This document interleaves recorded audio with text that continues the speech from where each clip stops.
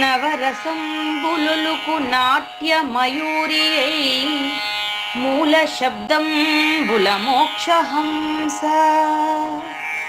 నవరసంబులుకు నాట్య మయూరియై మూల శబ్దంబుల మోక్షహంస.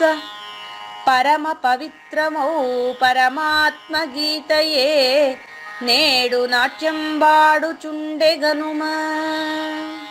పరమ పవిత్రమో పరమాత్మ గీతయే నేడు నాట్యం బాడుచుండెగనుమ. మునిరతనార్యులు మోదిల్లు శిష్యుండు, మునిరతనార్యులు మోదిల్లు శిష్యుండు సహజాచలుని కంఠ శబ్దరీతి. అజ్ఞానతిమిరంబులంతంబుజేయ అనాదిబోధను వినుము ఆర్యులార. అజ్ఞానతిమిరంబులంతంబుజేయ అనాదిబోధను వినుము ఆర్యులార. వినుము ఆర్యులార. తెలిపే జ్ఞానేశ్వరుల్ గీతన్ దివ్య రీతి. తెలిపే జ్ఞానేశ్వరుల్ గీతన్ దివ్య రీతి. ఆణిముత్యమీ గ్రంథము అచలులార. ఆణిముత్యమీ గ్రంథము అచలులార. ఆదరించిరి గీతను అచల ఋషులు గురుని వాక్కుగా గ్రహించి గురుతుగనుడు. ఆదరించిరి గీతను అచల ఋషులు గురుని వాక్కుగా గ్రహించి గురుతుగనుడు. హరి ఓం శ్రీ గురుభ్యో నమః. ఓం నమో భగవతే వాసుదేవాయ. ఓం నమో నారాయణాయ. ఓం నమః శివాయ.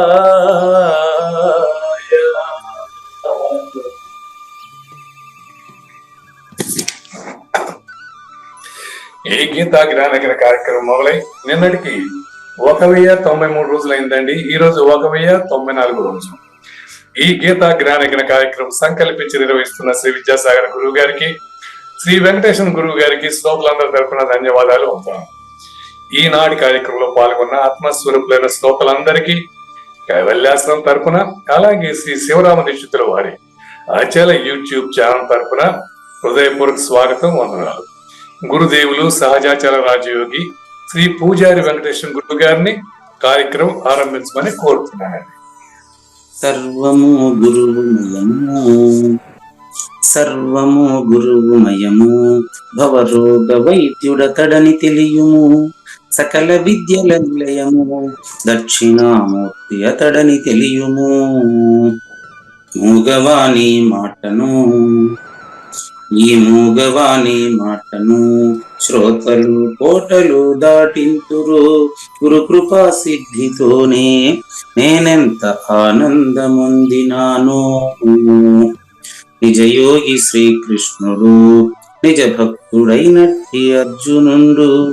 వీరి సంవాదామృతం జనులార మన పాలిట అమృతం. వేద వ్యాసుడు దీనిని జనుల యద వికసించునట్లుగాను మహాభారతమందున వెలిగించే కోటి సూర్యుల వెలుగుతో. నిత్య సత్య శాశ్వతమైన పరిపూర్ణంలో లేఖనే జరుగుతున్నట్లుగా మనకు తెలియబడుతున్న పవిత్రమైన శ్రీమద్ భగవద్గీత జ్ఞానేశ్వరీయ జ్ఞాన యోగినంలో ఈరోజు 1094వ రోజు.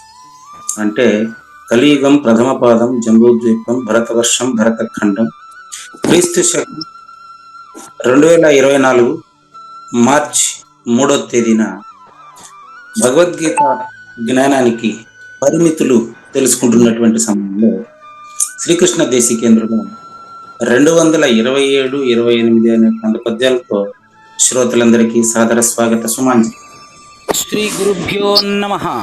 శ్రీమద్భాగవత కృష్ణదేశిక ప్రభులు రచించిన 292 కందార్థ దరువులు సంపూర్ణంగా జ్ఞానయజ్ఞంలో రోజుకొకటి చొప్పున వ్యాఖ్యానించబడిన విషయం శ్రోతలకు విదితమే. ఈ కందార్థ దరువులను రచించిన 19 సంవత్సరాల వరకు అవి ముద్రణకు నోచుకోలేదని, వాటిలోని నిగూఢ భావాలను మరింత స్పష్టం చేస్తూ రచయిత క్షరాక్షరోపాధి ద్వయదోషరహిత పరమతత్వ కందములు 261 రచించారని, తదుపరి సద్గురు శుభాశీస్సులతో ఈ రెండూ కలిపి ఒకే పుస్తకంగా ముద్రించారని పెద్దలు చెప్పగా విన్నాం. పుస్తకం ఇప్పుడు మన భక్తులతో చాలా మంది దగ్గర ఉంది. ఈ కందపద్యాలు భగవద్గీతకు ఉత్తర గీత వలె సద్గురు భక్తులకు కందార్థ దరువులలోని ఎన్నో సమస్యలకు సమాధానమై విలసిల్లుతోంది. ఎంతో ఉపయోగకరమైనటువంటి ఈ కందపద్యాలను రోజుకు ఒక్కొక్కటి చొప్పున వివరించాలని అడిగిన ప్రత్యక్ష శ్రోతల కోరిక మేరకు జ్ఞానయజ్ఞంలో శ్రీకృష్ణ పరమాత్మ సందేశానికి ముందే ప్రతిరోజు కృష్ణ ప్రభువుల దర్శనం మహద్భాగ్యంగా భావిస్తూ ముందుకు వెళదామా? నేనుగా కొకటి శుద్ధ జ్ఞానము గలదనుచు బల్కు జ్ఞానుల మాటల్ పోని వినదగదు. శుద్ధ జ్ఞానం బననేనే నేను లేనిది అవునే నే మాత్రముందుననియను నా మాయల కోతలన్నీ అరసిన శుక్తిన్ ఏ మాయ మరణమప్పుడు ఏ మాయను గురుని మాట నే మాయనయా.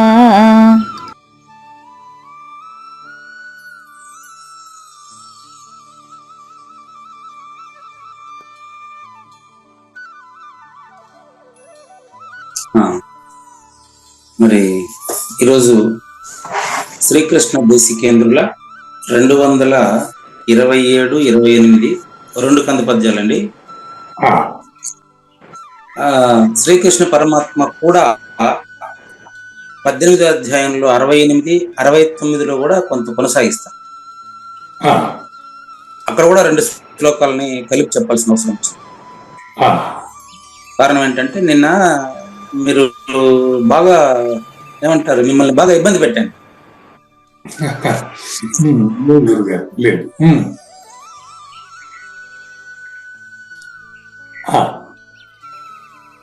ఏదో మ్యూట్ అయినట్టు ఫోన్ గురువు గారు.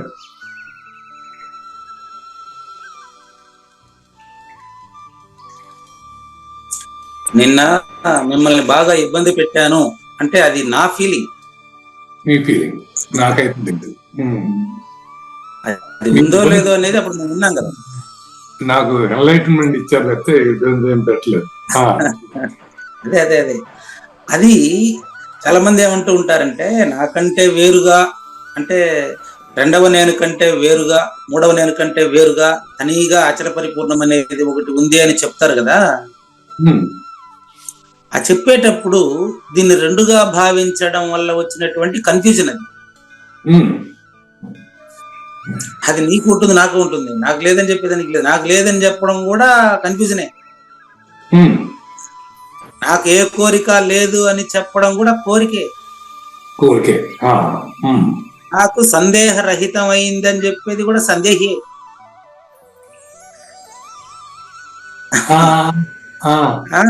చెప్తా, అది కూడా చెప్తా. నిజంగా సందేహరహితం అయితే అతను చెప్పాల్సిన అవసరం ఉందా? చూడండి, చెప్పొచ్చు కదా గురువు గారు, ఏముంది దాంట్లో సందేహం. మీరు నా ప్రాబ్లం సాల్వ్ చేశారు అన్నారు అనుకోండి, అందులో తప్పే ఉంది? ఉందండి తప్పు. లౌకికంగా అయితే లౌకికంగా తప్పు లేదు. అలౌకిక ప్రబోధలో అత్యంత రహస్యమైనటువంటి, అత్యంత విలక్షణమైనటువంటి పరిపూర్ణ ప్రబోధలో ఆ తప్పుని ఇప్పుడు మీకు నేను చూపిస్తాను. అది గురు సూచన విషయంలో ఓకే, ఇప్పుడు చూపిస్తాను, మీరు చూద్దురు గాని. అన్వయ వ్యతిరేకాలతో 2 ప్రశ్నలు ఇస్తాను మీకు. నేను చాలా సార్లు చెప్పుకుంటాను, మనకంటే వేరైంది పరిపూర్ణం, మనకంటే వేరైంది అంటే అర్థం ఏంటంటే నీ నిజ రూపం అచలం అని అర్థం. ఇంకా ఒక ఎగ్జాంపుల్ కూడా తెస్తాను మీకు. ఇది హెల్ప్ తీసుకుంటున్నానండి, నా ఉదాహరణ చెప్పేదానికి ముందుగా పెద్దల సహాయం తీసుకుంటాను. జగద్గురు ఆదిశంకరులు వివేక చూడమనిలో చెప్తారండి, అచల పరిపూర్ణాన్ని తెలుసుకోవడం కోసం కాదు సాధన. నువ్వు లేదని తెలుసుకుంటే అంటే లేనిది లేదని తెలుసుకోవడానికే సాధన. లేనిది లేదని తెలుసుకోవడానికి సాధన పూర్తయిన తర్వాత సాధకుడు ఉండడు. లేనిది లేదని తెలుసుకోవడం సాధన. సాధకుడు ఉండడు, ఇంకా అప్పుడు నువ్వే ఉంటావు, నీ నిజరూపం అచలం అది. అంతేనండి, అంతేనండి. అంటే ఎప్పుడూ ఉన్న నీలో లేని నాగేశ్వర ప్రసాద్ అనే భ్రాంతిని పోగొట్టేదానికే వచ్చింది ప్రబోధ, వచ్చినట్లుంది ప్రబోధ. దీన్ని ఇప్పుడు శంకరుల ఉదాహరణ తీసుకున్నానండి. జగద్గురు ఆది శంకరులు మీలో నుండి మీకు సందేహ నివృత్తి చేయుగాక. అన్వయ వ్యతిరేకాలు 2 ఇస్తాను ఇప్పుడు మీకు. పూజారి వెంకటేశమను నేను ఇప్పుడు మెలకువలో లేను, ఇది కరెక్టా? ఓకే, మెలకువలో లేరు. ఓకే, అది కరెక్టా అని అడుగుతున్నా. ఎట్ట కరెక్ట్ అయితే చూడండి. కరెక్ట్ కాదు. కానీ చెప్పేది నేనే. అవును, పూజారి వెంకటేశం అనే నేను ఇప్పుడు మెలకువలో లేను కానీ నేను భావిస్తున్నా. ఓకే, ఏమండి, మీరు మెలకులో ఉన్నారు కనుక మనం బోధిస్తున్నారు అంటే 26 నుంచి 20 అంత మెలకువలో లేను అంటే ఎవరు ఒప్పుకోరు, అవునా? మళ్ళీ ఇప్పుడు అన్వయం, ఇప్పుడు వ్యతిరేకం చెప్తా దీనికి. పోనీ నేను నిద్రపోతున్నాను, పోనీ ఇది కరెక్ట్ ఏమో చెప్పండి. అప్పుడు వ్యతిరేక పదం చెప్పి ఇప్పుడు అన్వయం చెప్తా చూడండి, నేను నిద్రపోతున్నాను, ఇది కరెక్టా? కరెక్ట్ కాదు. 2 కరెక్ట్ కాదంటే ఎట్టండి మీరు? ఇది అనమాట సబ్జెక్ట్. నేను నిద్రపోతున్నాను అనేది కరెక్ట్ కాదు. నేను మెలకువలో లేననేది కూడా కరెక్ట్ కాదు. 2 తప్పులే కదా? 2 తప్పులే. దీన్ని బట్టి నాకు సందేహ రహితమైంది అనేది సందేహం ఉండేవాడు. మీకు అన్వయం అవుతుంది అనుకుంటున్నా నేను. అందుకనే జగద్గురు ఆదిశంకరుల్ని ప్రార్థించా ఫస్ట్. వివేక చూడమని ఆయన నాకు కలిగించిన వివేకం ఇది. గురుగారు, నేను మెలకువలో లేను అన్నా తప్పే, నేను నిద్రపోతున్నాను అన్నా తప్పే, అవునా? అవును, కరెక్ట్.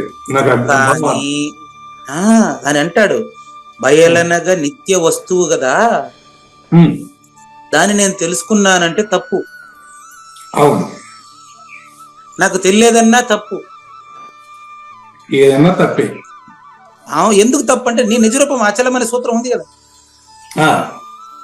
ఈ చిక్కుముడులన్నిటినీ ఈసారి 3వ అచల మహాసభల్లోనైనా మాకు విడదీయండి అని జ్ఞానయజ్ఞ ప్రత్యక్ష శ్రోతల్లో కొన్ని ప్రశ్నలు ఇచ్చారండి.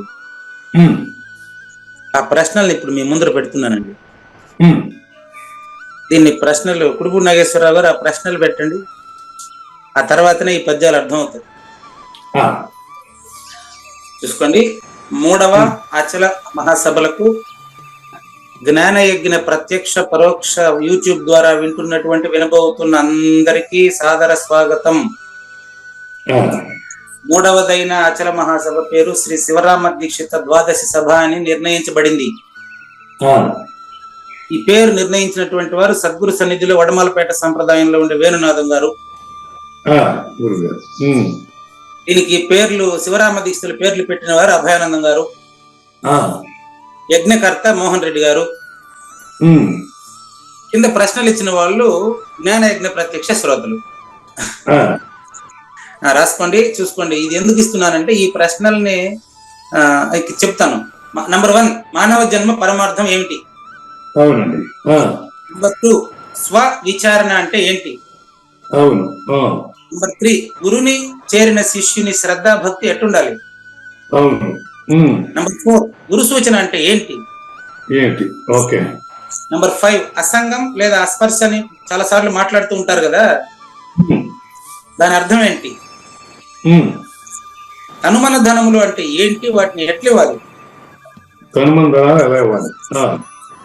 7, సద్గురుని మంత్రోపదేశం తర్వాత అది మాంసపిండం కాదు మంత్రపిండం అంటారు కదా, నిజమేనా? మాంసపిండం కాదు మంత్రపిండం, అది ఏమో నాకు కన్ఫ్యూజన్ గురువు గారు, నాకు కరెక్ట్ గా ఐడియా లేదు. నాకు కూడా కన్ఫ్యూజన్ అయ్యే ప్రశ్నించండి. అదే గురువు గారు. 7వ ప్రశ్న మాత్రం నాదేనండి, మీ ద్వారానే వచ్చింది ఈ ప్రశ్న, మళ్ళీ మీరు నాకు తెలియదు అనకూడదు. 7వ ప్రశ్న మాత్రం సద్గురు కావూరి నాగేశ్వర ప్రసాద్ నుంచే పుట్టింది. కారణం ఏంటి తెలుసా? విద్యాసాగర్ గారికి మాత్రం మంత్రం ఇచ్చారు, నీకు ఇంకా టైం ఉందని చెప్పారు అన్నారు మీరు నాకు గురువు గారు. అవునండి. కానీ అది నేను ఇక్కడ వెనకాల 7-8 ప్రశ్నలు మీ నుంచి వచ్చింది. కానీ విషయం ఏంటంటే గురువు గారు విద్యాసాగర్ గారు కూడా మంత్రం ఇవ్వలేదు ఆయన. అవునా? ఇంతవరకు ఎప్పుడు లేదు, మొత్తం తీసుకోలేదు ఆయన ఎవరి దగ్గర. ఓకే. మరి విద్యాసాగర్ గారికి ద్వాదశి షోడశి ఎవరు బోధించారు? మరి ఆయనకి ఎవరు బోధించలేదు యాక్చువల్లీ, ఇంతవరకు మంత్రం తీసుకోలేదు ఆయన. ఓకే, అదే ఈ సంఘర్షణ నుంచి 7-8 ప్రశ్నలు నేనే వేసానండి. అదే ఎందుకంటే జ్ఞానయజ్ఞ ప్రత్యక్ష శ్రోతల్లో నేనే మొదటివాడు కదా, కాబట్టి ఈ 2 ప్రశ్నలు మీ నుంచి వచ్చాయి. సద్గురునికి మంత్రోపదేశం తర్వాత మాంసపిండం కాదు మంత్రపిండం అంటారు, ఎట్లా అది నిజమేనా? కన్ఫ్యూజన్ గా ఉంది నాకు. నాకు అర్థం కాలేదు గురువు గారు, నాకు కూడా అర్థం కాలేదు. నెక్స్ట్ 8, శిష్యుల మధ్య బోధకు కాల వ్యవధి ఎంత ఉంది? నేను పలానా రోజు గురువు దగ్గరికి పోయినా, పలానా రోజు ఉపదేశం అయింది, పలానా రోజు బోధాధికారం ఇచ్చినారు, నేను పెద్ద సద్గురువుగా అవతరించేసినానని గప్సాలు కొడుతూ ఉంటాం కదా, నాకు 2000 మంది శిష్యులు ఉన్నారంటుంటాం కదా, గురు శిష్యుల మధ్య బోధ కాల వ్యవధి ఉందా? గురువు శిష్యుడు గాను శిష్యుడు గురువు గాను లేకుండా దక్షిణామూర్తి స్వరూపంగా అపరోక్షం చెందేదానికి పరిపూర్ణం తెలిసేదానికి టైం ఏమైనా పడుతుందా? ఎంత టైం పడుతుంది? మంచి ప్రశ్న. 9, పూర్ణ బోధ అధికార పత్రం ఇస్తే ఆయన గురువు అయిపోతాడా? అంతకుముందు కాలేదా? ఇది అభయానందుల వారి ప్రశ్న. ఓకే అండి. చివరిది 10వది కుడుపూడి నాగేశ్వరరావు గారి ప్రశ్న. పేర్లతో సహా వచ్చేసింది, ఏం చేయమంటారు, నా దగ్గర ఏది దాగదు. 10వ ప్రశ్న, ప్రతి ఒక్కరూ ముందుగా మనిషిగా జీవించడం తెలుసుకోండి, తర్వాత గురుబోధ తీసుకోండి అంటాడు ఆయన. ప్రతి ఒక్కరు తెలియాల్సిన మానవీయ విలువలు ఏంటి? ముందుగా మనిషిగా మసలితే గురువుని మనం ఎత్తుకుదాం. మానవీయ విలువలు ఏంటి? తెలుసుకోవాల్సిన మానవీయ విలువలు న్యాయము, అన్యాయము, ధర్మము, అధర్మము, తల్లి, తండ్రి, భార్య, బిడ్డ, అన్న, తమ్ముడు, అక్క, చెల్లి వీళ్ళ మధ్య ఎలా మెలగాలనేది ముందు తెలుసుకోవాలి కదా మీరు. అవును. ఈ మానవీయ విలువలు గాలికి వదిలేసి పొలవమని నేను గురువు అని ఊరైతేట ఈ తర్వాతనే జీవిత పరమార్థం అనేది మొదటి ప్రశ్న. ఈ మొదటి ప్రశ్నకి 10వ ప్రశ్నకి లింక్ ఏంటి? నాకు అర్థం కాలేదు, ఇప్పుడే తెలుస్తా ఉంది. వీటి గురించి అర్థవంతంగా పైకి తేండి. వీటి గురించి అర్థవంతంగా తెలియజేయగల సమర్థులను తిరుపతి 3వ అచల మహాసభలోనికి సాదరంగా స్వాగతిస్తున్నాను. ఈ ప్రశ్నలు మోహన్ రెడ్డి గారికి ఎంత నచ్చిందో తెలియదు, వీటిని పాట రూపంలో రాసి నాకు పాడేసి ఉండడం, కానీ ఇప్పుడు మీకు చెప్తున్నది ఇందులో నాకు ఎక్కడ కూడా ఒక అక్షరంతో కూడా నాకు సంబంధం లేదండి. ఎందుకంటే నేను తెల్లారితో జ్ఞానయజ్ఞం తర్వాత అభయానందము, తర్వాత మోహన్ రెడ్డి గారు, తర్వాత బ్రహ్మానంద రెడ్డి గారు ముగ్గురు కాన్ఫరెన్స్ మీటింగ్ పెట్టి వాళ్ళు నిర్ణయించిన అంశాలు ఇవి, నాకు తెలీదు. కాబట్టి ఈ ప్రశ్నలకు సమాధానాలు తెలియజేయగలిగినటువంటి 12 మంది వక్తల్ని ఏప్రిల్ 7వ తేదీ ఆదివారం జరిగేటటువంటి సమావేశంలో 12 మంది వచ్చి 12 రకాలుగా స్పష్టంగా నాకు అర్థమయ్యేట్టుగా తెలియజేస్తారని 12 మందిని ఆహ్వానిస్తున్నాను. ఈ ఆడియో సపరేట్ కట్ చేసి అన్ని గ్రూపుల్లో పెట్టండి. ఎంతమంది అయినా నాకు ఫోన్ చేయండి, మీరేం చెప్తారో నాకు వచ్చి చెప్పండి. ఒక్కొక్కరికి 20 నిమిషాల పైన టైం ఉంటుంది. 3 గంటల టైం ని 12గా డివైడ్ చేస్తాను. నాకు ఏ సమయం అవసరం లేదు. నాకు ఇచ్చినటువంటి 3 గంటల సమయాన్ని నేను 12 మందికి సమానంగా పనిచేస్తాను. మీరు ఆ 10 ప్రశ్నల్ని నాకు మరి ప్రపంచానికి అర్థమయ్యేట్టుగా చెప్పగలిగినటువంటి సమర్థులు నాకే అదే కుడుపూడి నాగేశ్వరరావు ఫోన్ నెంబర్ ఇచ్చేయండి. మీరేం చెప్తారో ఆయన చెప్పండి ముందుగా. ఇది 3వ అచల మహాసభల గురించి ప్రకటన అండి. మరి ఇప్పుడు ఈ పద్యాలకి దీనికి ఏం సంబంధం చూద్దాం. కృష్ణప్రభు పద్యాన్ని చూడండి. ఇప్పుడు నేనుగాకొకటి శుద్ధ జ్ఞానము కలదనుచు పల్కు జ్ఞానుల మాటల్. ఇది నాకు సదానందం గారు తర్వాత ఇంకొక ఆయన ఇద్దరు కలిసి కాన్ఫరెన్స్ పెట్టారు. నాకు నేను తెలుసుకున్నానండి అచల పరిపూర్ణ గురు సూచనతో నేను తెలుసుకున్నాను. మీకు కూడా చూపిస్తా, ఫోన్ లో చూడండి అంటాడు ఆయన. ఎట్ట చూపిస్తాడో నాకు చూడాలంటే ఆయన నేను ముగ్గురు తంతనికి ఉండాలి కదా పరిపూర్ణంలో. అందుకని అడుగుతున్నాను. నేనుగాకొకటి శుద్ధ జ్ఞానము అంటే 2 ఒప్పుకున్నట్టే కదా, అది ద్వైతం కదా. నేను కాకుండా పరిపూర్ణం నాకంటే వేరుగా ఇంకొకటి ఉంది, నేను ఒకటి ఉన్నానంటే ఇద్దరు ఉన్నట్టు అప్పుడా. అది ఎట్లా పరిపూర్ణ బోధ అయింది? ప్రశ్న అక్కడ ఉండేది ప్రశ్నే, అది ఆన్సర్ మీ దగ్గర ఉంటుంది. శిష్యుడు వేస్తాడు అది గురువుకి. అవునండి అవునండి. 209వ కంద పద్యం నుంచి శిష్యుడే గురువుగా అపరోక్షత చెంది మాట్లాడుకున్న మాట. మరి పరిపూర్ణం గురించి ఎలా తెలుస్తుంది? పరిపూర్ణం గురించి ఎలా తెలుస్తుంది? ఏదో రకంగా తెలియబడితేనే కదా తెలిసేది గురువు గారు పరిపూర్ణము. పరిపూర్ణము మంచి ప్రశ్న. పరిపూర్ణము నీకు తెలియబడదు. పరిపూర్ణము నీకు తెలియబడదు. మరి ఈ ప్రక్రియ అంతా దాని సంబంధం కనెక్షన్ లేదంటారా? చెప్తున్నాను కదా మీకు. ఇంకా మరీ ప్రశ్న. పరిపూర్ణము నీకు తెలియబడదు ఎట్టంటే ఎగ్జాంపుల్ ఇస్తా ఇప్పుడు మళ్ళీ మీకు. మీరు ఎలాంటి వాళ్ళు ఎగ్జాంపుల్ ఇస్తా. పరిపూర్ణం ఎలాంటిదని ఎగ్జాంపుల్ ఇచ్చా నేను లేదు. కావూరు నాగేశ్వర ప్రసాద్ ఎలాంటి వాళ్ళ ఎగ్జాంపుల్ ఇస్తాను. కొన్ని పూజారి వెంకటేశ్వర ఎలాంటి వాడు ఎగ్జాంపుల్ ఇస్తాను. నేను ప్రతిరోజు పొరకట్ట తీసుకొని కంప్లీట్ గా పూజ గది ఊడ్చి చేసి కూర్చుంటానండి. ఈ రోజు పూజ గది ఊడ్చడానికి పొరకట్ట చేసుకుంటే 8 కాళ్లతో సాలెపురుగు పరిగెత్తా ఉందండి. నేను తోసే క్రమంలో సాలెపురుగును కూడా కొట్టేసా, చచ్చిపోయింది. ఇప్పుడు నాకు ఆ పాపం అంటుతుందా అంటదా? నెంబర్ 1. అది మరి దాని సంపాదన కాదుగా, కాబట్టి నాకు పాపం అంటదంటారు. తొలగించాలనేదే మీ భావన. అవునండి. ఇప్పుడు నాకు పాపం అంటుతుందా అంటదా? ఆన్సర్ ఒక మాటలో చెప్పి అంటుందా అంటదా? అంటది. ఓకే. నెంబర్ 2 ఇంకో క్వశ్చన్. నిన్న ఊడ్చేటప్పుడు లేనటువంటి సాలె పురుగు ఈ రోజు ఎక్కడి నుంచి వచ్చింది? ప్రాసెస్ ఏంటి? దాని తల్లిదండ్రులు ఎవరు? మరి నన్ను మాత్రం పరిపూర్ణ ఎట తెలుసుకోవాలని మీరు అడిగితే నేను తెలియదని చెప్పకూడదా? చూసుకోండి, ఆ సాలె పురుగుకి కారణం తెలీదు అని ఎవరైతే అంటున్నారో వాళ్ళకి సాలె పురుగు గురించి తెలీదు, తన గురించి తెలుసు కదా. ఇప్పుడు అదే ప్రశ్న మీకేస్తా. కావూరి నాగేశ్వర ప్రసాద్ కి మూలం ఎవరెవరు? నాకు మూలం యాక్చువల్గా ఆకాశమే. మరి అదే మాట దానికి కూడా చెప్పొచ్చు కదా. మీరు ఎందుకు చెప్పలేదు తెలుసా? మీకు మూలం అంటే ఆకాశం తక్కువ చెప్పారు. ఎరుకుంది కనుక. అవును.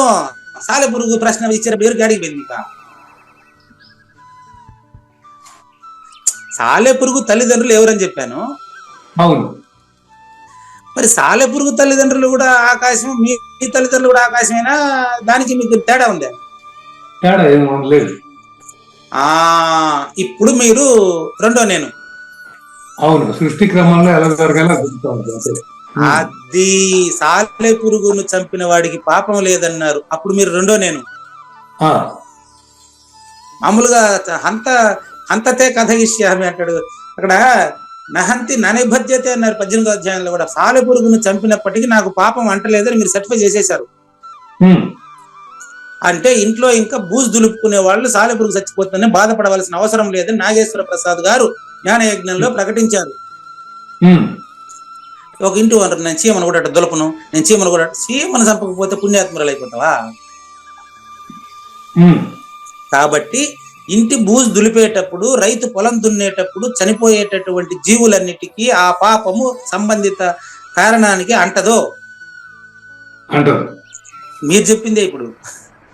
మరి అంతకంటే మరి దున్నాల్సినప్పుడు తప్పదు, మరి ఆ క్రమంలో ఏ జరగాల్సినవి జరుగుతూ ఉంటాయి. మరి అదే విధంగా ఇప్పుడు మీరు కావూరి నాగేశ్వర ప్రసాద్ మూలం ఏంటంటే, మీ అమ్మ నాయన పేరు చెప్పకుండా నాకు ఆకాశమే మూలం అని చెప్పారు అంటే, మీరు ఆకాశంగా సమిష్టి కట్టగా 25గా మీరు ఫీల్ అవుతున్నట్టే కదా. ఆ, ఇప్పుడు మీకు తల్లిదండ్రులు చెప్పండి.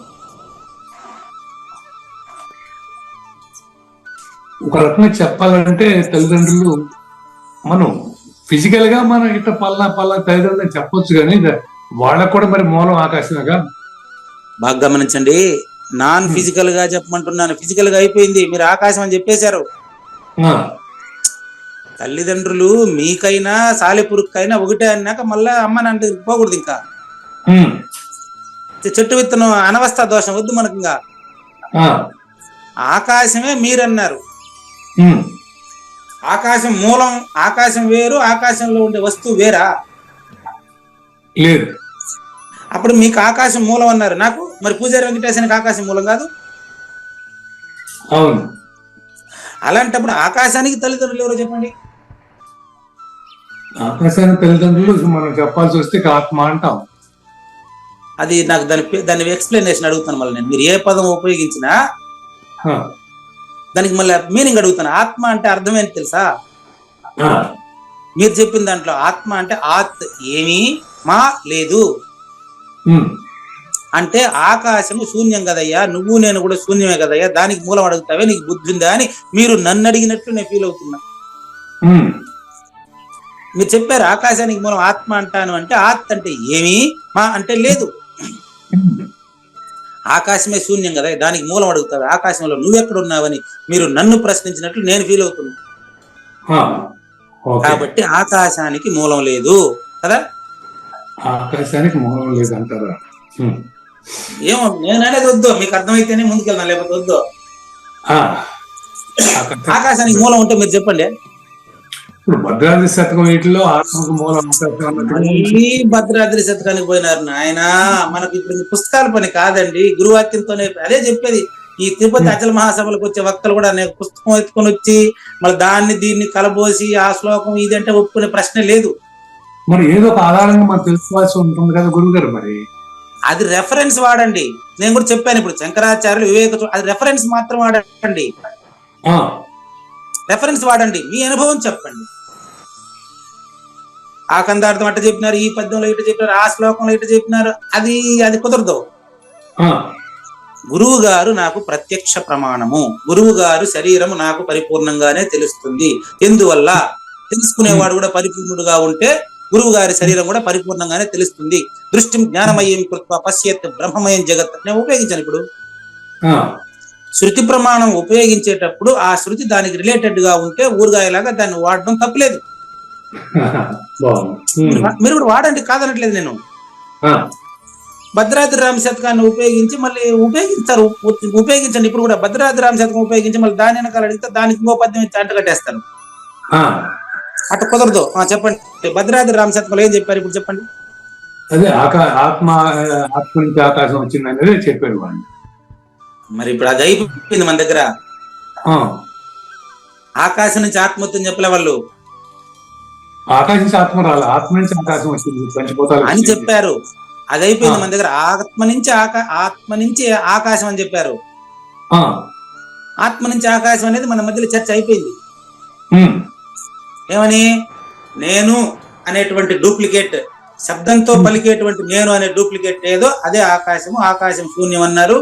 మరి శూన్యంలో వచ్చిందంత శూన్యమే కాబట్టి శూన్యంలో నుంచి ఏమి రాలేదని నేను చెప్తున్నా మీకు. ఇప్పుడు శూన్యంలోంచి ఏమి రాలేదు అంటానికి ఏముంది?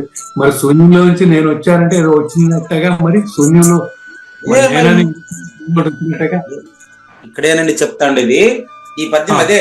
నేనుగాకొకటి శుద్ధ జ్ఞానము గలదనుచు పల్కు జ్ఞానుల మాటల్.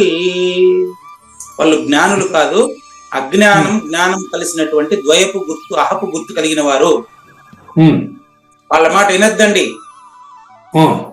వాళ్ళు నన్ను అపార్థం చేసుకుంటారు. పూని వినదగదు. వాళ్ళ మాట మీరు వినే ప్రయత్నం కూడా చేయవచ్చు. ఆ, శుద్ధ జ్ఞానము అంటే అంటే శుద్ధ జ్ఞానము అంటే అర్థం ఏంటంటే సృష్టికి ముందు ఉన్నటువంటి సృష్టికర్త, ఆ, వాడు నిద్రలో ఉండే నువ్వే. ఆ, నిద్రలో ఉండే నువ్వు శూన్యమా కాదా? శూన్యమే. సృష్టికి ముందు ఉన్నటువంటి 432 కోట్ల సంవత్సరాలకు ముందు ఉన్నటువంటిది కూడా శూన్యమే, ఇప్పుడు కూడా అదే ఉండేది. ఆ, అంటే అది లేనిది, ఉమ్. దాన్ని పట్టుకొని పరిపూర్ణం అని చెప్పి భ్రమించబాక నాయన. నిద్రలో ఉంది కానీ అది ఉంది.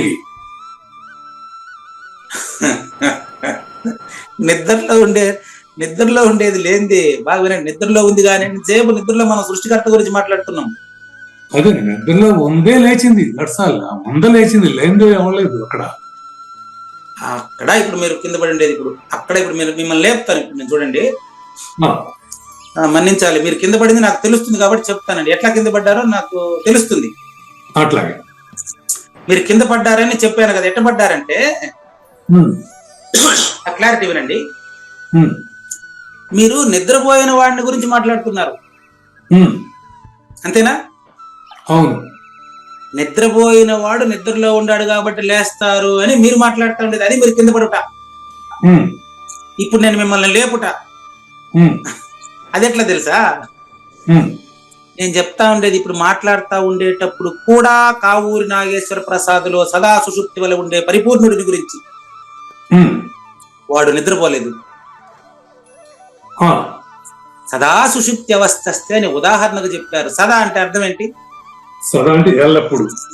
ఎల్లప్పుడూ ఉండే పరిపూర్ణుడు నువ్వు. నిద్రపోయిన నాగేశ్వర ప్రసాద్ కాదు, లేచిన నాగేశ్వర ప్రసాద్ కాదు. సదా సుషుప్తి అవస్థ పరిపూర్ణుడిది. ఓకే. ఆ, ఇప్పుడు మీకు ఇప్పుడు లేచారనుకుంటాను, ఉమ్, ఉమ్, చూసుకోండి. ఇప్పుడు కూర్చున్నారు కదా, ఉమ్, ఇప్పుడు నిలబడతారు చూడండి. ఆ, నీ నిజ రూపము అచలము అని మనం 1094 రోజులుగా చెప్పుకుంటుండేటువంటిది నిద్రపోదు, ఆ, మేలుకోదు. ఉమ్, నిద్రపోదు, మేలుకోదు కాబట్టి దాన్ని సదా సుషుప్తి అవస్థ అన్నాం. ఉమ్. అవస్థ అనే పదమే ఆడ చెల్లదు. చాలు. ఉమ్, ఎందుకంటే నిద్రపోయిన వాడు లేస్తాడు. ఉమ్. నిద్రపోవాలంటే వాడు పుట్టిండాలి కదా. అవును. పుట్టని నువ్వు నిద్రపోయేది ఉందా చెప్పు? పుట్టని నేను నిద్రపోయేది ఉండదు. అదే ఇప్పుడు నిలబడతారు చూడండి, ఇప్పుడు నిశ్చరుడు నిలబడ్డారు చూడండి. ఉమ్, సదా సుషుప్తి వలె పుట్టని చావని అచల పరిపూర్ణమైనటువంటి నువ్వు నీ అడ్రస్ కోసం రెండో వాడిని చేరవలసిన అవసరం లేదు. ఆ, నీలో ఉండే సద్గురువుని నిన్ను దర్శింపజేసే అతను నీకు గురువుగా నటిస్తాడు. ఏం క్లారిటీ! ఆ, ఆ. నీలో ఉండేటువంటి గురువు నిన్ను సద్గురుమూర్తిగా అపరోక్షం చేయించడానికి నీకు గురువుగా రెండో వాడుగా నటిస్తున్నాడు. ఆ, భ్రామయన్ సర్వభూతాన్ని యంత్రారూఢాన్ని మాయయా. ఒక నిజం తెలియజేయాలంటే కోర్టులో ఒక అబద్ధపు 4 మాటల్ని సృష్టించి వాడితో చెమటలు పట్టినప్పుడు అదో ఇతనే దొంగ అంటారు చూడండి. ఉమ్, 4 అబద్ధపు మాటలు సృష్టిస్తారు, ఆ, అప్పుడు టక్కన అతనిలో నిజం వచ్చేస్తుంది. అవును. ఆ విధంగా శిష్యుడికి తెలియకుండానే గురువు శిష్యుడిని అపరోక్షం చేయిస్తారు. ఆ, ఇది ఆదిశంకర్ల సూచన కూడా ఇలాగే ఉంటుంది వివేకపురంలో. అదేనండి, కొంచెం కన్ఫ్యూజన్ గానే ఉంది ఇది. ఓకే. ఉమ్, కన్ఫ్యూజన్ అయ్యేది నాగేశ్వర ప్రసాద్, ఉమ్. నీకు కన్ఫ్యూజన్ లేదు. పిచ్చ క్లారిటీగా ఉండేవాడిలో కన్ఫ్యూజన్ అయ్యేవాడు పూజారి వెంకటేశం కావాలి, కానీ ఉమ్, మొదటి నేను కన్ఫ్యూజన్ ఉండదు. ఆ, కాబట్టి మీకు క్లారిటీ ఇచ్చేస్తున్నానండి. దీనికి అవిద్య ఎందలి ప్రతిబింబ చైతన్యమే కావూరి నాగేశ్వర ప్రసాద్. కానీ మొదట నేను కొన్న లక్షణం ఏంటి గురువు అసలు? గట్టిగా చెప్పండి, ప్రశ్న బాగా గట్టిగా చెప్పండి. నేను ఉన్న లక్షణాలు ఏంటి? నేను కొన్ని లక్షణాలు మొదటి నేనుకి రాసుకోండి. మొదటి నేనుకున్న లక్షణాలు ఏంటి? మొదటి నేనుకి ఆది మధ్యాంతములు లేదు, ఓకే. చావు పుట్టుకలు లేదు, ఆది మధ్యాంతాలు లేవు, సావు పుట్టుకలు లేవు, నిలుగుచ్చేదానికి సందు లేకుండా అంతటా ఉంది, అంతటా ఉంది, ఓకే. గుణాతీతము, గుణాతీతము, ఓకే. ఇట్లా వందలాది పేర్లు చెప్తాను నేను. ఓకే. అయితే శంకరులు ఏమంటారంటే మామూలుగానే మొదటి నేనుకుండే లక్షణాల గురించి తెలుసుకోవడం నీ బాధ్యత కాదు, మొదటి నేను నువ్వే, అది దాన్ని నీకంటే వేరుగా చూసేది అయిపోతుంది, అది అటు కాదు లెక్క. మరి అది నేనైనప్పుడు నేను పుట్టినట్టేగా మరి. అది కావూరి నాగేశ్వర ప్రసాద్ చెప్పే మాట, మీరు చెప్పే మాట కాదు. మొదటి నేనుకి లక్షణాలు వెతకడం కాదు, రెండవ మూడవ ద్వయ నేను లేదని తెలుసుకుంటే నువ్వే మొదటి నేను. ఏం క్లారిటీ ఇప్పిస్తున్నారండి మీరు. ద్వయ నేను అబద్ధమని తెలిస్తే అప్పుడు నువ్వే మొదటి నేను. నెక్స్ట్ ఇంకా 6 నిమిషాలే ఉందట, రెండో పద్యం కంప్లీట్ చేద్దాం. 228. నే మాత్రముందుననియను నే మాత్రముందునని నా మాయలకు తలన్ని అరసిన.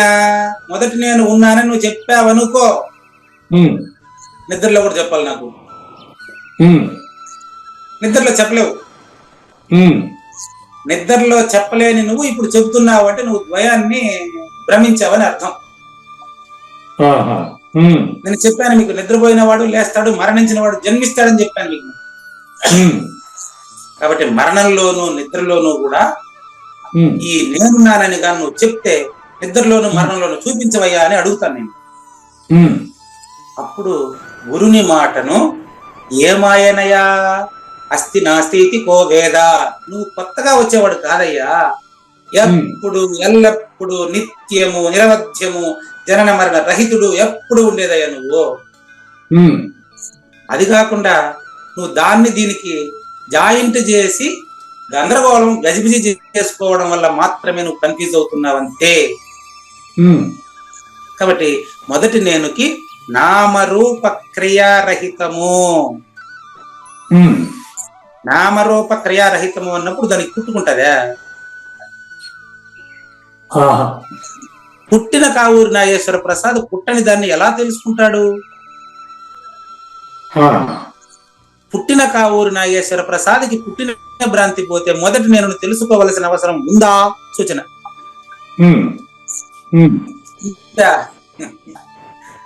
మళ్ళీ చెప్పాలి కదా, కొంచెం కన్ఫ్యూజ్ గా ఉంది. పుట్టినట్లు ఫీల్ అవుతున్న కావూరి నాగేశ్వర ప్రసాద్ పుట్టని దానిని తెలుసుకోలేడు. చీకటి ఎప్పటికీ సూర్యుని గురించి పరిజ్ఞానం తెలుసుకోదు. పుట్టినవాడు పుట్టం దాని గురించి తెలుసుకోలేదు గురువు గారు, ఇందులో డౌట్ లేదు. తెలుసుకుని కుదరదు. చీకటి పోయి సూర్యుని తెలుసుకునే అవకాశం ఉందే? లేదు. అదే విధంగా మరి అచల పరిపూర్ణ జ్ఞాని తాను పుట్టని వాడుగా అపరోక్షము చెంది ఉంటాడు. అతని ద్వారా మనమంతా కూడా అపరోక్షం చెందాల్సిన అవసరం ఉంది. అంటే నాకు మూలాన్ని పరిశీలించి నాకు మూలం లేదని నేను తెలియడమే మొదటి నన్ను తెలియడం. ఆయన కృతజ్ఞతలు తెలియజేస్తూ మనం ఇప్పుడు 6:35 చిన్న బ్రేక్ తీసుకుందాం. తర్వాత భగవద్గీతలో ఉన్నటువంటి 18వ అధ్యాయం 68-69 శ్లోకాల సంగతి అప్పుడు చూద్దాం. 1094వ ఎపిసోడ్ 2వ భాగానికి శ్రోతలకు పునః స్వాగతం. ఈరోజు మనం 18వ అధ్యాయంలో 67 పూర్తి చేసుకున్నాం. 68, 69 గురించి ఈరోజు చర్చించబోతున్నాం. కానీ శ్రీ భగవాన్ ఉవాచ య ఇదం పరమం గుహ్యం మద్భక్తేష్వభిదాస్యతి భక్తిం మయి పరాం కృత్వా మామే వైష్యత్య సంశయః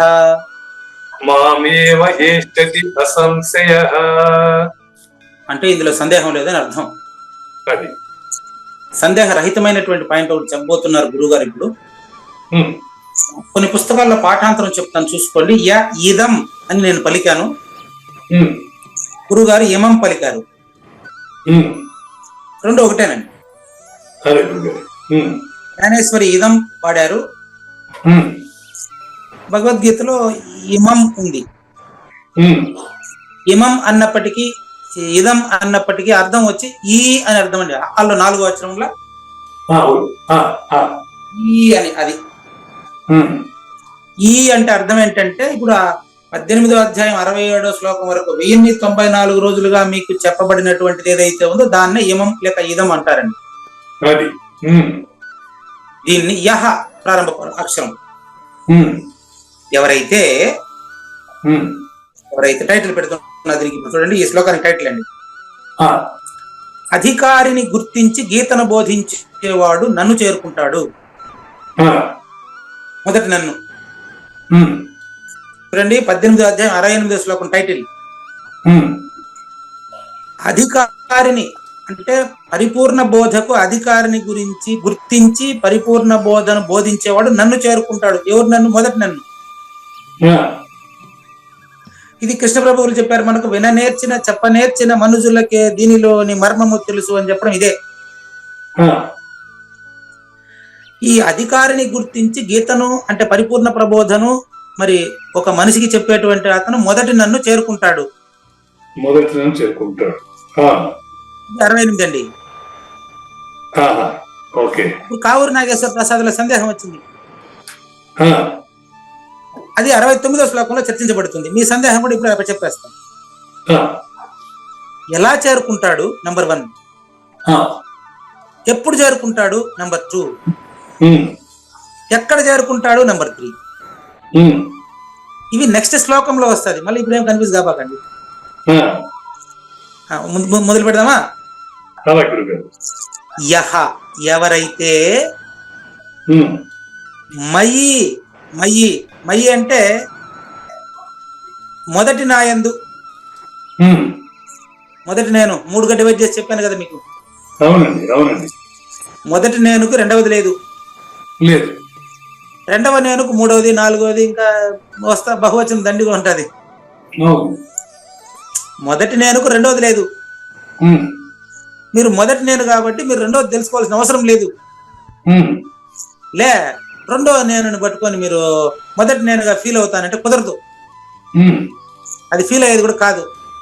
ఉమ్, కాబట్టి మయి అంటే మొదటి నాయందు భక్తి మామూలు భక్తి కాదు, ఉమ్, అది పరాం భక్తిం కృత్వా. పరాం సెకండ్ లైన్ లో చూసుకోండి. ఉమ్, పరాం భక్తిం కృత్వా, భక్తిమై పరాం కృత్వా అనేది చెప్తున్నా ఇప్పుడు మీకు. ఉమ్, మొదటి నేను పట్ల, పూజారి వెంకటేశం పట్ల కాదు, ఉమ్, కృష్ణుడు అర్జునుడి పట్ల కాదు, ఆ, శివరామ దీక్షితుల పట్ల, కృష్ణ ప్రభువుల పట్ల కాదు, ఉమ్, మొదటి నేను ఏదైతే ఉందో దాని పట్ల ఉమ్, పరాం భక్తిం కృత్వా, పరమ భక్తిని ఎవరైతే కలిగి ఉంటారో ఉమ్, అతడు మరి ఈ అంటే ఇమం లేక ఇదం చెప్పేటువంటి పైన ఉమ్, అది ఈ అంటే ఇప్పుడు 1094 రోజులుగా మీరు విన్నటువంటి ఈ జ్ఞానాన్ని, ఉమ్, అది ఎటువంటి జ్ఞానమో చెప్తున్నాడండి. ఆ, ఇది మన కొత్త పదం ఏం కాదండి. పరమం గుహ్యం, ఉమ్, పరమం గుహ్యం, గుహ్యాత్ గుహ్యతరం మయా. ఇది 63లోనే చెప్పేశారు. ఉమ్, రహస్యాలలోకెల్లా రహస్యమైనటువంటి ఈ యొక్క 1094 రోజులుగా చెప్పబడినటువంటి అద్భుతమైనటువంటి అచల పరిపూర్ణ పరిజ్ఞానాన్ని, ఉమ్, ఇది పరమం గుహ్యం అంటే అర్థం. ఉమ్, మద్భక్తేషు, పూజారి వెంకటేశం భక్తుడికి కాదు, ఉమ్, మొదటి నేనుకి భక్తుడైన వాడికి. ఉమ్, మద్భక్తేషు అంటే శంకరులు అంటారు, దాన్ని ఈశ్వరం అంటారు. ఉమ్, పరమేశ్వరుని చేత భక్తి కలిగి ఉండే వాళ్ళని అంటారు. ఉమ్, అట్లా వ్యాఖ్యాత ఎవరైనా కూడా ఉమ్, అది అట్లా సూచన చేస్తారే తప్ప నేను నా పట్ల అని చెప్పరండి. చెప్పరు. కాబట్టి ఈ పరం భక్తి మొదటి నేను పట్ల, ఈశ్వరుని పట్ల ఎవరైతే అనన్య భక్తి కలిగి ఉంటారో ఉమ్, అటువంటి వారిని గుర్తించి ఉమ్, వాళ్లకు గాన ఈ పరిజ్ఞానాన్ని ఎన్నో ఉదాహరణలు, ఉప ఉదాహరణల చేత సాంగోపాంగంగా తెలియజేస్తే ఉమ్, అతడు నన్ను పొందుతాడు. ఇందులో సందేహం పెట్టుకోదయ్యా. ఉమ్, ఇప్పుడు జ్ఞానేశ్వరిని చూద్దాం. ఉమ్, కావున ఏమంటారు, ఇప్పుడు మీకు అభివృద్ధి పెట్టాలి. ఉమ్, మొదటి నేను కోసమే కాపెట్టుకొని ఉన్న కావూరి నాగేశ్వర ప్రసాదు ఆ, అక్కడ ఆయన ధనుర్ధారి యుద్ధం చేయడానికి సిద్ధంగా ఉన్నాడు. ఆ, ఇక్కడ మన ఇద్దరికి అట్లాంటి యుద్ధాలు ఏం లేవు. లేవు. ఉమ్, కాబట్టి మొదటి నేను అయినటువంటి పరిపూర్ణాన్ని తెలియగోరినటువంటి పరిపూర్ణుడా, ఉమ్, నేను నువ్వు తెలుసుకునేదానికి రెండోది పని లేదయ్యా బాబు. ఉమ్, అయితే రెండో నేను మూడో నేను ఎందుకండి? పూజారి వెంకటేశం అందులో ఉండే నేను ఎందుకో ఇప్పుడు చెప్తాను. ఉమ్, మొదటి నేను నువ్వు తెలియగోరినటువంటి మొదటి నేనైన పరిపూర్ణుడా, ఉమ్, నీకు నాయన తపస్సు అనేది పునాది అయ్యా. ఉమ్, అంటే జ్ఞానము, భక్తి ఇవన్నీ ఉన్నాయి కదా, పూజలు పునస్కారాలు, గురు పూజలు ఎంత ఉన్నాయి కదా, ఆ, గురుగారు. ఆ, అవి పునాది లాంటిది. పునాదులండి. ఓకే. దాని అర్థం జ్ఞానం లాంటిది.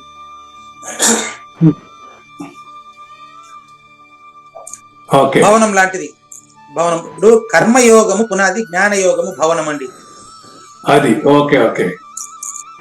భక్తికి కర్మయోగమే పునాది, జ్ఞానయోగమే భవనం అండి. అదే భక్తికి భక్తి పునాది, జ్ఞానం అనేది దాని యొక్క ఆ, దాని యొక్క అర్థం. Building building. ఓకేనండి. ఓకేనండి. ఇప్పుడు దాంట్లో రెండిట్లో ఏది ప్రధానం చెప్పండి? ఆ, జ్ఞానమే ప్రధానం మరి. అయితే పునాది నాకు ఇచ్చేయండి.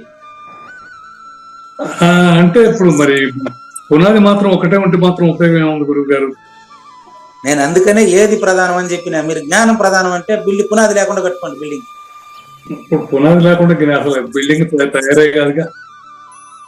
అందుకే చెప్పేది నేను, జ్ఞానము కర్మ రెండు కలిస్తేనే కావూరి, రెండు కాంతే నువ్వు అని చెప్తున్నా నేను. మీరు ఒకదానిపైన దృష్టి పెడతారు. అదేనండి. కర్తృత్వరహిత కర్మ, కర్తృత్వరహిత కర్మ కార్యమైపోతుంది. జ్ఞాతృత్వరహిత జ్ఞానము పరిపూర్ణంగా తెలియబడుతుంది. క్లియర్ గా పెట్టుకోండి. ఇక పదాలంతా వాడేది ఎందుకంటే మీ మనస్తత్వాన్ని బట్టి. అదేనండి. కర్తృత్వరహితం, వ్యాసృత్వరహితం. కర్తృత్వరహిత కర్మయే కర్మయోగం, జ్ఞాతృత్వరహిత జ్ఞానమే జ్ఞానయోగం. ఓకేనండి. కర్మయోగం. ఓకే. కర్మయోగం పునాది వంటిది, జ్ఞానయోగం దానిపైన కట్టిన భవనం వంటిది. వేరు వేరు గట్టి తీస్తారు మీరు దీన్ని. అదేనండి. కర్మయోగం విత్తనం వంటిది, జ్ఞానయోగం పూసిన చెట్టు వంటిది. ఈ రెండింటిని ఎట్ట విడదీస్తారు మీరు? నాకు అర్థం కావట్లేదే. ఈ రెండిటి రహితమే, ఈ రెండిటి అతీతమైనటువంటిదే అచల పరిపూర్ణం. దాన్ని అంటే ఇటువంటి ఉదాహరణలు, ఉపోదాహరణల ద్వారా చూసుకోండి. గురుభక్తి అనే దృఢమైన భవనం కట్టుండారు. అది ఎక్కడ అనన్య గురుభక్తి. ఈ బిల్డింగ్ ఏ సిమెంట్ వాడారో అడగబోకండి. అనన్య గురుభక్తి అనే బిల్డింగ్ మీకు అర్థం కావడం కోసం పదాలు పెట్టున్నారండి. అనన్యమైన గురుభక్తి అనే దృఢమైన బిల్డింగ్ దాని మీద కట్టుండారు. ఓకే. జ్ఞాన శ్రవణం అనేటువంటి గాఢమైన కోరిక కావూరి నాగేశ్వర ప్రసాద్కి ఉంది.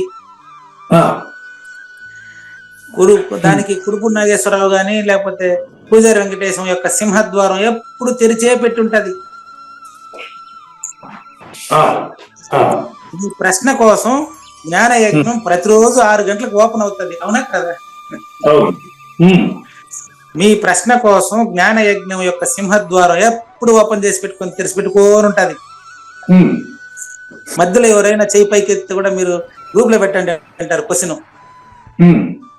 కానీ మీకు మాత్రం ఆంక్షలు లేవు. మీరు ఎప్పుడైనా ప్రశ్నించవచ్చు. అది మీ స్వేచ్ఛ. అది ఎందుకంటే అది మీ ద్వారా నాకు పట్టిన అదృష్టం. అది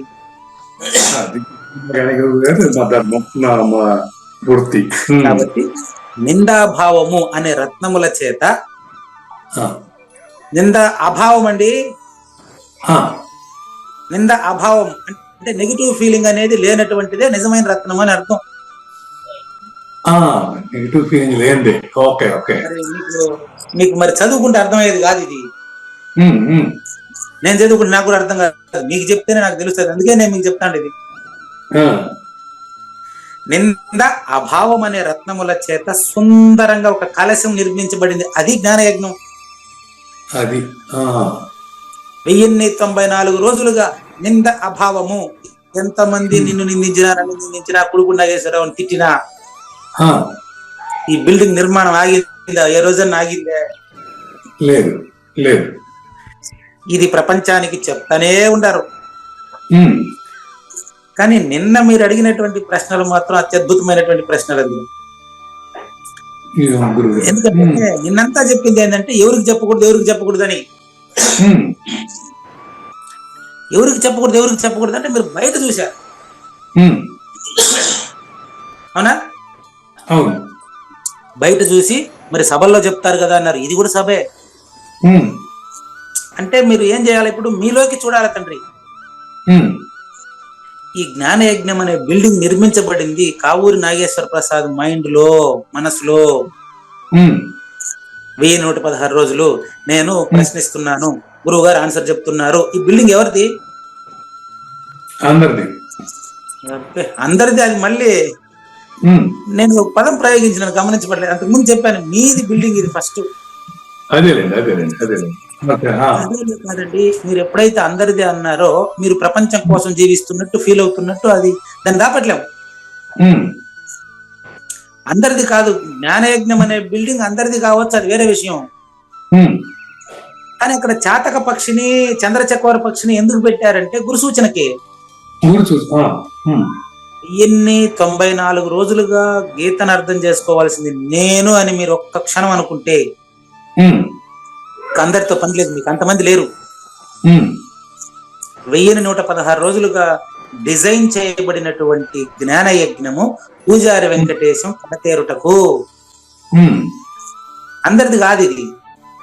ఆ, నన్ను వరించి వచ్చినటువంటి మోక్ష లక్ష్మి ఆ, నన్ను కడతీర్చడానికి విద్యాసాగర రూపంలో, కొడుకు నాగేశ్వరరావు స్వరూపంలో, కావూరి నాగేశ్వర ప్రసాద్ ప్రశ్నల రూపంలో వచ్చినటువంటి మోక్ష లక్ష్మీదేవి. అందరికి ఇది. ఉమ్, ఏమండి? అందరికి ఇది మోక్షలక్ష్మి. మళ్ళీ అందరికి కాదండి, కేవలం పూజారి వెంకటేశం కడతీరితే చాలు అనే భావన నాకు ఉండాలండి. వ్యక్తిగతంగా ఉండాలి. మీరు కామన్గా ఎందుకు ఆ మాట అంటున్నారంటే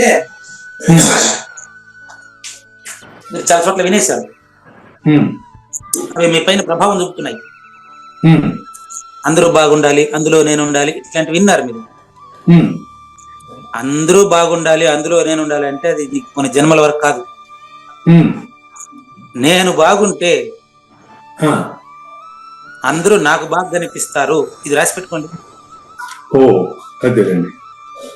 నేను బాగుంటే అందరూ నాకు బాగా కనిపిస్తారు. ఉమ్, అది అనమాట. అది దృష్టిని బట్టే సృష్టి అండి. అంతేనండి. ఎవరో చెప్పిన ఉదాహరణ ఎందుకు, మా తమ్ముడు ఉదాహరణ చెప్తాను చూసుకో. ఉమ్, నాయన 10 మంది 10 రకాలుగా మాట్లాడుతున్నారా, ఎక్కడైనా తగాదాలోను తర్వాత రేట్ తక్కువ వస్తుందని డెప్సిట్లు అంటే లోన్లు, అప్పులు, తగాదాలు ఎక్కువ ఉండే ప్లేస్ జోలికి పోవద్దు నాయన అని చెప్తాను అనమాట నేను. అది నా దృష్టి. వాడు ఏమంటాడు, నువ్వు అదంతా నాకు పెద్ద లెక్కే లేదు, నాకు అదే కావాలి, మీకు అందరికి ఏది వద్దంటారు దాన్ని నా పేరు రాసి పెట్టండి, మీకు ఎందుకో నాకు ఇచ్చేయండి, నేను చూసుకుంటాను దాని కథ అంటే.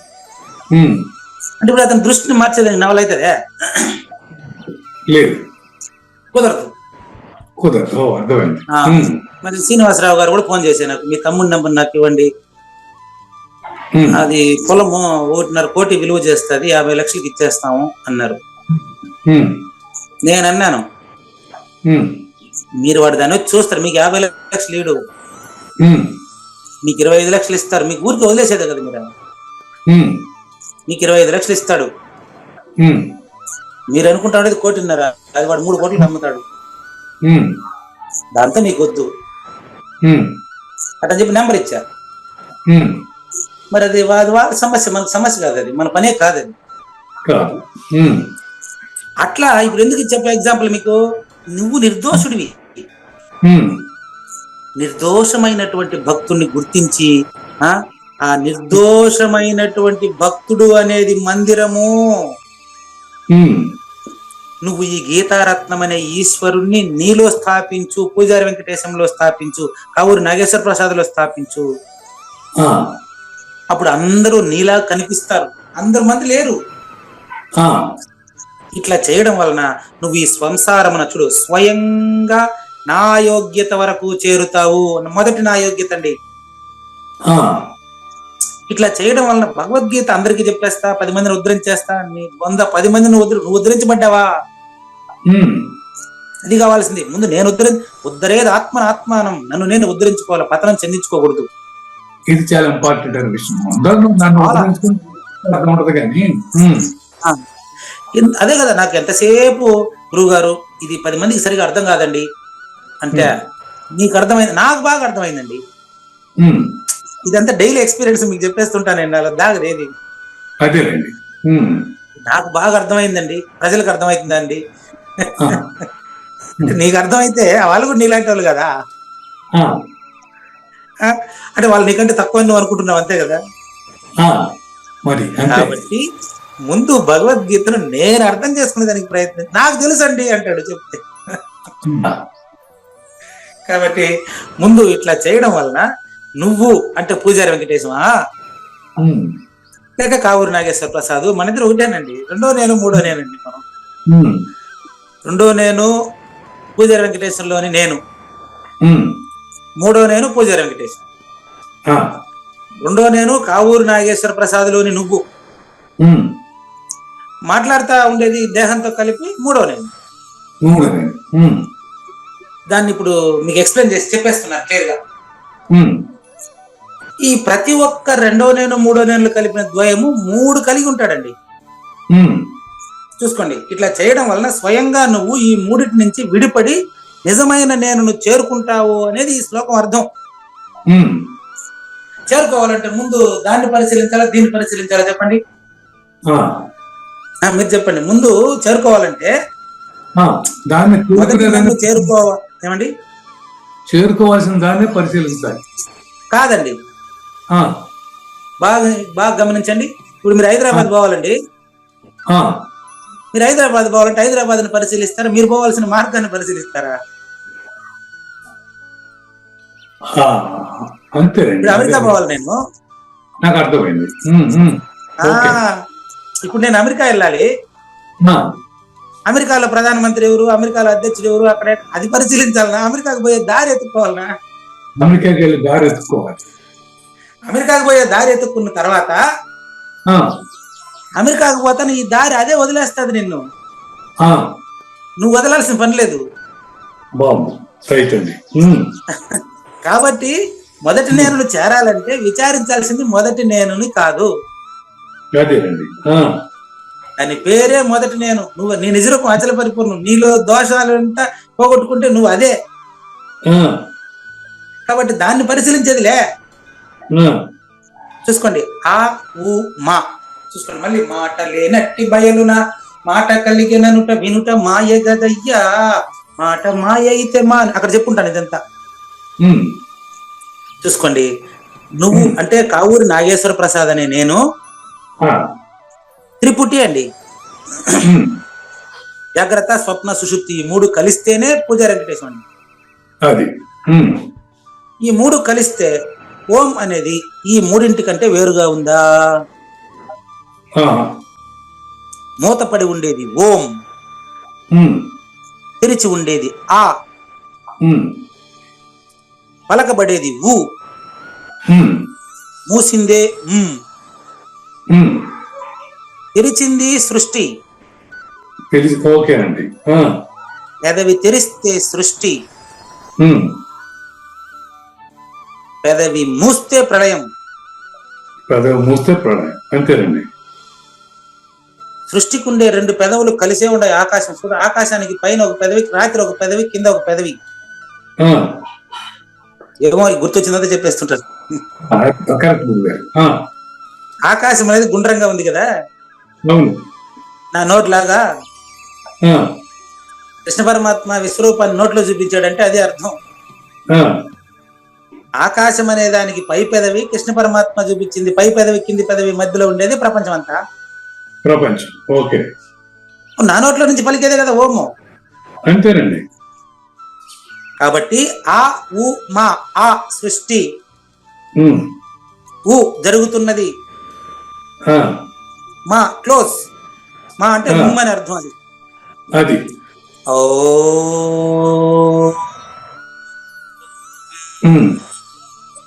432 కోట్ల సంవత్సరాలు పూర్తయింది. ఇప్పుడు 432 కోట్ల సంవత్సరాలు పూర్తయిన తర్వాత మళ్ళీ 432 కోట్ల సంవత్సరాలు ప్రారంభం అవుతుంది. అది ఎప్పుడు అయిపోతుంది?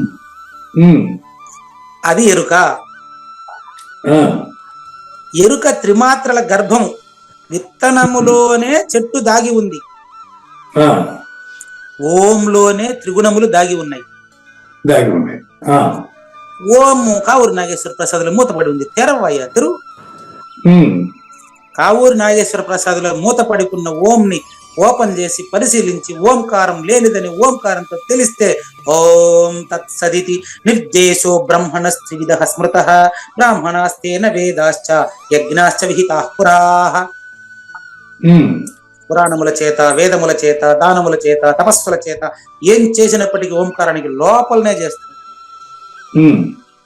ఓంకారానికి అతీతంగా ఉండి నిన్ను తెలిసిన తర్వాత వీటికన్నీ కర్త ఆబ్సెంట్ అయ్యి కర్త ఉండడు. ఇంకా అప్పుడు కర్త లేనప్పుడు మాత్రమే నువ్వు, కర్త ఫీలింగ్ లేనప్పుడు మాత్రమే నువ్వు ఆ కర్త, నువ్వు పరిపూర్ణుడివి. కాబట్టి వేదముల యొక్క ఆ మూల బీజ ప్రణవము గీతా శాఖలో విస్తరించి గీత అనేటువంటి అబీజం వృక్ష సంపన్నం గీతా పల్లవ వర్జితం. విత్తనము లేకనే కల్పించినటువంటి లేకనే ఉన్నట్టుగా సంసార వృక్షమును కల్పించెను, ఇది లేదని తెలిపిన ఆతడే గీతాచార్యుడయ్యా. శ్లోకం మారిపోయింది.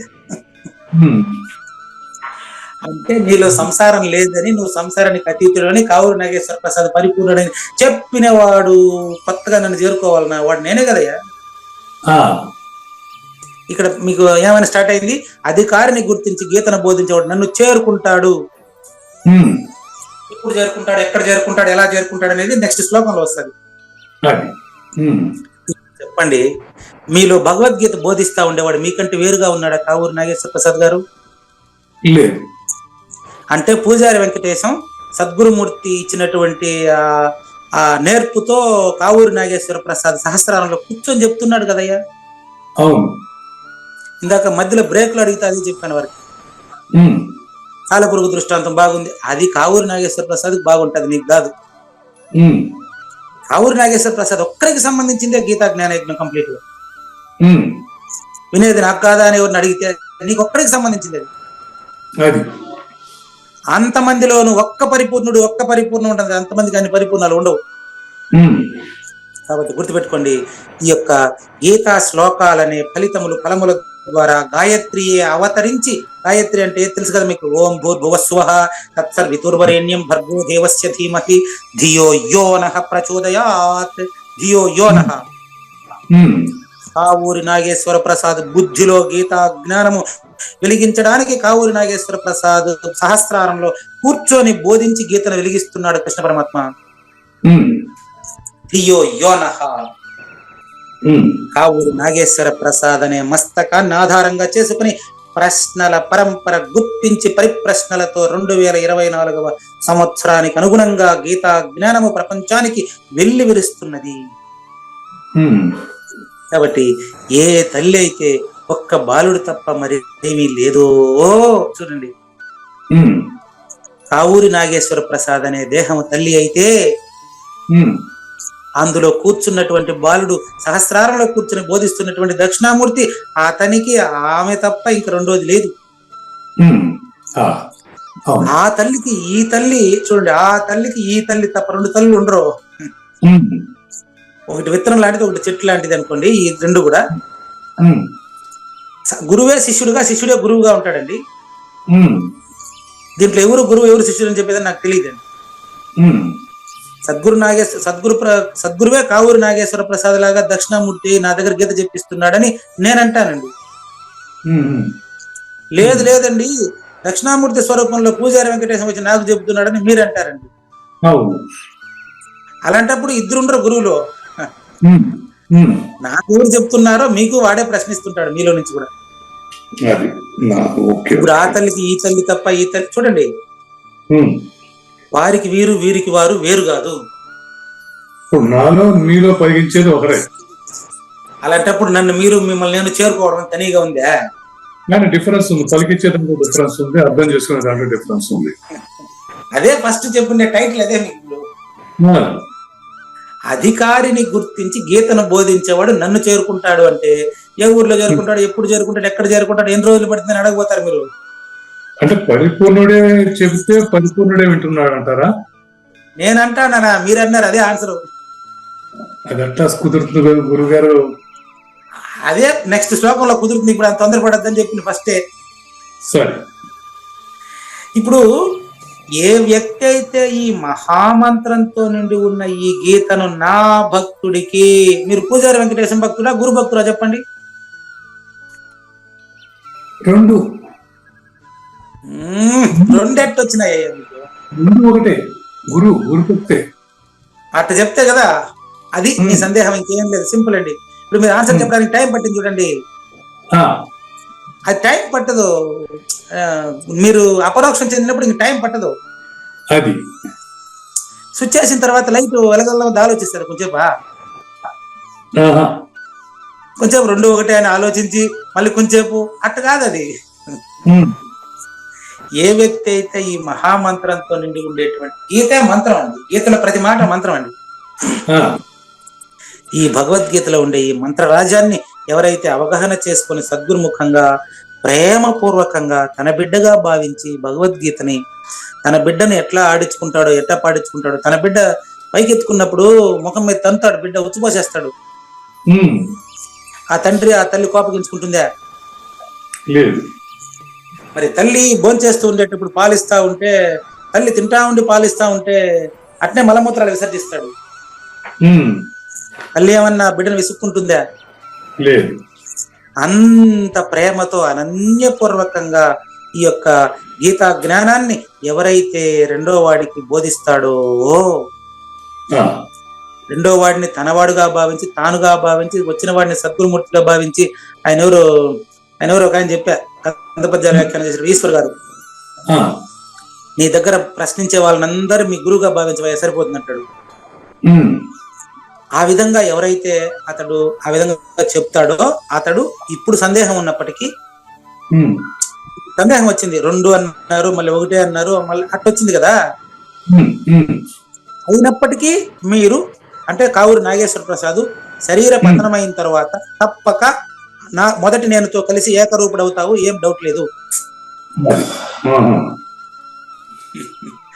అది ఎప్పుడు ఎలా ఎట్లా అనేటువంటిది తర్వాత శ్లోకంలో ఉంది. శ్రీ భగవాన్ ఉవాచ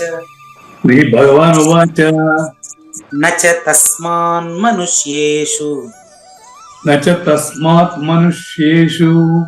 కశ్చిన్మే ప్రియకృత్తమః భవితా నచ మే తస్మాత్ అన్యః ప్రియతరో భువి. ఈ క్లాస్ లోనే మీకు ఆన్సర్లు చెప్తాను, నేను సంక్షిప్తంగా చెప్తాను, ఇప్పుడు వివరంగా రేపు చెప్తాను. భగవద్గీత భావాన్ని అడిగిన వారికి అడిగిన వారే సద్గురుమూర్తిగా భావించి అనన్య భక్తితో ప్రేమతో ఎవరైతే ఈ గీతను మరి అధికారిని గుర్తించి బోధిస్తాడో అతను నన్ను చేరుకుంటాడు. మొదటి నన్ను చేరుకుంటాడన్నా కదా, ఎప్పుడు చేరుకుంటాడు, ఎలా చేరుకుంటాడంటే, కావూరి నాగేశ్వర ప్రసాద్ గారు నన్ను చేరుకోవడం కాదయ్య బాబు, అతని కంటే ప్రియమైన వాడు ఈ ప్రపంచంలో లేడయ్యా. లేదు. ఎప్పుడు లేడు? ఇంతకు ముందు ఎప్పుడు లేదయ్యా, భవిష్యత్తులో కూడా రాడయ్యా.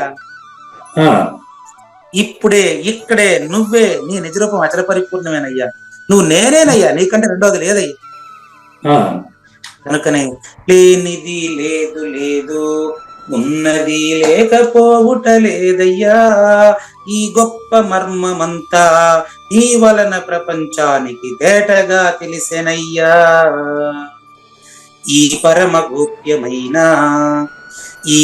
గోప్యమైన గీతోపదేశంబును భక్తితో నా పరమ భక్తులకును చక్కగా వివరించి చెప్పేవారు. నన్ను బొందుట నిజమయ్యా, ఇందులో సందేహము లేదు. మనుజులందరి కంటెను గీతను భక్తులకు చెప్పేవారు అత్యంత ప్రియులు నాకు, అతనికి సమమైన వారు లేరు. 3 కాలాలలోనూ అతనికి సాటెవ్వరూ లేరయ్యా. శ్రీకృష్ణుని పలుకును సూటిగా తలపల మునిరత్నమే, శ్రీమించిన భావమై సద్గురువు చెప్పకనే చెప్పెను గదా. సద్గురాత్మ మంగళం అమ్మ కానండి. జయ మంగళం నిత్య శుభమంగళం, జయతు జయ మంగళం మహోత్సవ మంగళం.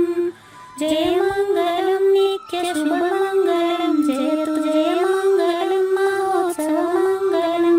శ్రీమించున చలంబు సూచించినటువంటి దక్షిణామూర్తికి దండమిడుతూ, శ్రీమించున చలంబు సూచించినటువంటి దక్షిణామూర్తికి దండమిడుతూ, శ్రీ మహావిష్ణువు సూర్య భగవానుడు యాజ్ఞవల్కి జనక రాజ ఋషికి జయ మంగళం నిత్య శుభమంగళం, జయతు జయ మంగళం మహోత్సవ మంగళం.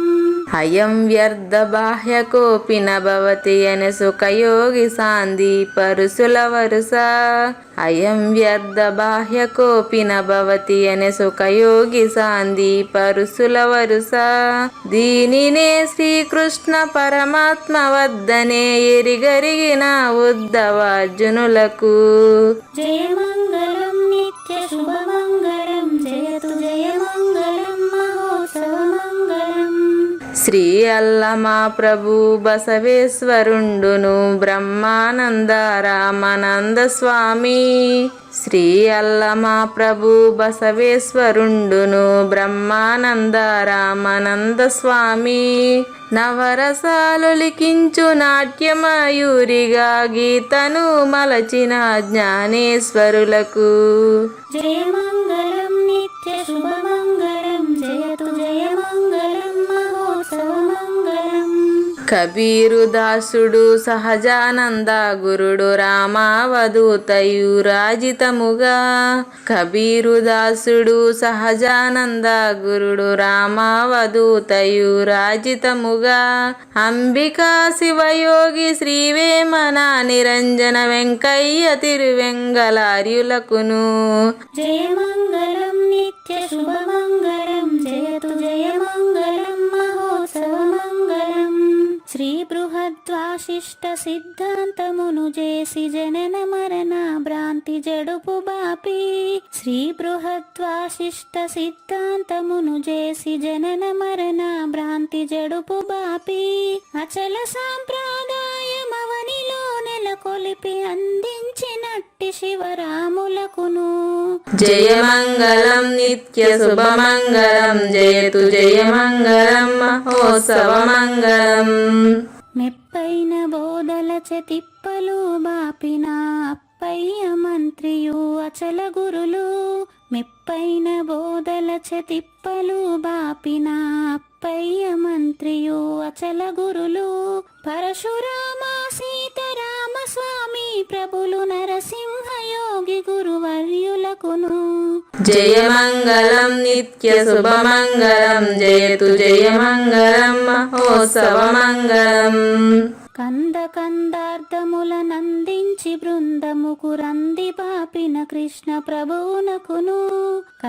కందార్థముల నందించి బృందముకు రంది బాపిన కృష్ణ ప్రభువునకును. పలుకులా కందనిది పరబయలు ఇది అని పలికిన ఫీల్కాన లక్ష్మణునకు జయ మంగళం నిత్య శుభమంగళం, జయతు జయ మంగళం మహోత్సవ మంగళం. ఫీల్కాన లక్ష్మణుల ప్రియ శిష్యవర్యుండు అవధూతయని పేరావనియందు. ఫీల్కాన లక్ష్మణుల ప్రియ శిష్యవర్యుండు అవధూతయని పేరావనియందు. పాఠాలు నేర్పించి పీఠాలు ఏర్పరచి మెచ్చి శంఖబాపిన వెంకటేశ్వర వదూతకు జయమంగళం నిత్య శుభమంగళం జయతు జయమంగళం మహోత్సవమంగళం. బట్టబయలున ఎరుక పుట్టనే లేదని బాలాజీ సింగు ఈ కీలు తెలిపే. బట్టబయలున ఎరుక పుట్టనే లేదని బాలాజీ సింగు ఈ కీలు తెలిపే. మూలమూలినట్టు ఎరుకేమి లేదని తెలియజెప్పిన మునిరత్నమార్యులకును జయమంగళం నిత్య శుభమంగళం జయతు జయమంగళం మహోత్సవమంగళం.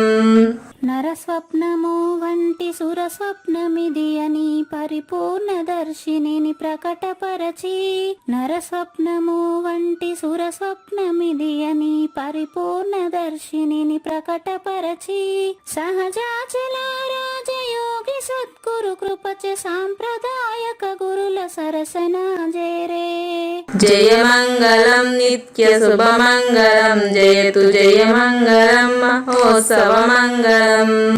నిష్కల్మషానంద నిజ గురుని శిష్యుండు లింగమూర్తి లిపిని పొందుపరచి. నిష్కల్మషానంద నిజ గురుని శిష్యుండు లింగమూర్తి లిపిని పొందుపరచి.